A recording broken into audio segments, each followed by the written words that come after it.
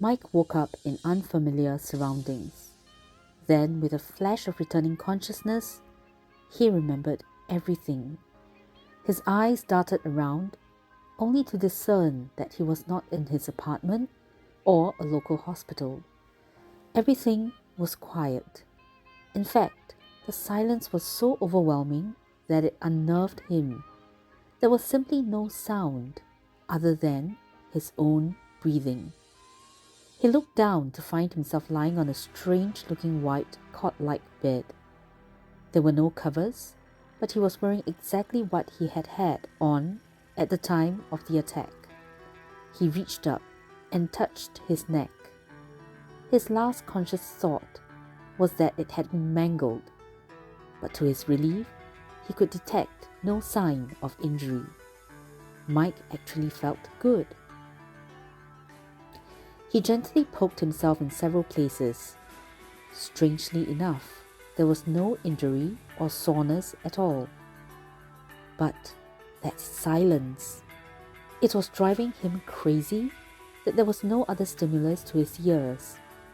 The lighting was odd too. It seemed to come from nowhere and everywhere at the same time. It was brilliant white, a white so void of color that it hurt his eyes. He decided to examine his surroundings more closely. This was spooky.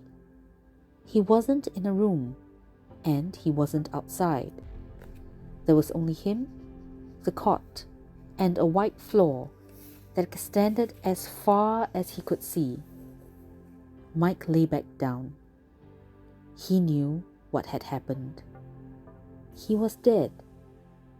It didn't take a rocket scientist to understand that what he was observing and feeling didn't add up correctly in the real world. But why did he still have his body? Mike decided to try something silly. He pinched himself to see if there was pain. He flinched and uttered a loud "ow." How do you feel, Mike? Asked a soothing male voice. Mike instantly looked in the direction of the voice and saw a sight he would not forget for the rest of his life. Mike felt an angelic presence, a feeling of great love. He always went for how he felt first, then on to what he saw. It was his habit to describe his experiences in this manner when asked, and at this moment, he saw a figure in white that was in some way ominous, but splendorous at the same time. Were those wings? He wondered. How trite. Mike smiled at the vision in front of him, having difficulty believing it was real. Am I dead? Mike inquired stoically, but with respect to the being before him. Not at all, said the figure who approached Mike. It's just a dream, Michael Thomas.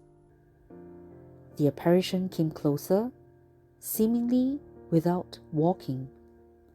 Mike saw a veiled, blurred face on a giant man in front of his bed, but somehow it made him feel comforted, safe, and cared for. It was all he could do to continue speaking.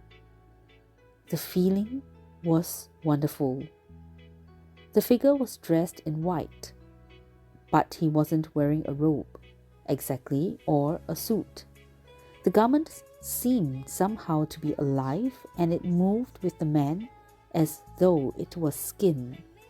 His face was the same, indistinct. Mike couldn't see any folds, buttons, or creases where clothing ended and skin began, yet the odd apparel was not tight. It was flowing, sometimes actually glowing and indistinct. Adding to the vision was that Mike's eyes tended to blend the white of the man's attire into the incredibly white background of his surroundings. It was actually hard to see where the figure ended and the background started. Where am I sounds like a stupid question, but I guess I am entitled to ask that. You are in a sacred place, a place of your own making, and a place that is filled with great love. That is what you're feeling right now. The angelic figure bowed to Mike, and it seemed to fill the area with even more light than was already there. And you are? You probably guessed, I am an angel. Mike didn't blink an eye. He knew that the vision in front of him was telling the absolute truth.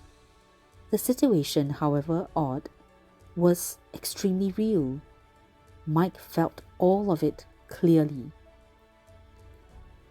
Are all angels male? Mike regretted the question as soon as it had left his lips. What a dumb thing to ask. This was obviously a very special time. If it was a dream, then it was as real as anything he had ever experienced. I am only what you wish to see, Michael Thomas. I am not of human form, so what you see before you has been presented in order to make you comfortable. But no, all angels are not male. We are actually neither gender. We don't all have wings either. Mike smiled again, realizing that perhaps what he was seeing was of his own making. What do you really look like? Asked Mike, who was feeling a bit more free to speak normally to this loving being. And why is your face hidden? My shape would astound you, and at the same time, you would feel an odd remembrance upon seeing it. For it is the way you look, also, when you are not on earth. It simply is beyond description. So I will continue to look like this for now. As for my face, you shall see it soon enough. When I am not on earth? Mike probed. Earth existence is temporary, but you know that, don't you? I know who you are, Michael Thomas. You are a spiritual man, and you understand the eternal nature of humans. Many times, you have given thanks for your spiritual nature, and those of us on my side have heard every word. Mike was silent. Yes, he had prayed in church and at home, but to really think it all was heard clearly was just a bit too startling to grasp. This entity in his dream knew him? Where do you come from? Asked Mike. Home. The loving entity now seemed to be glowing directly in front of Mike's small cot. The figure cocked its head to the side and was patient while Mike took it all in. Mike felt tingles go up and down his spine. He had the strong sense that there was great truth standing here before him, and that he had only to ask, and wonderful knowledge would pour out. You were right. The angel responded to Mike's inner musings. What you do right now will change your future. You're feeling it, aren't you?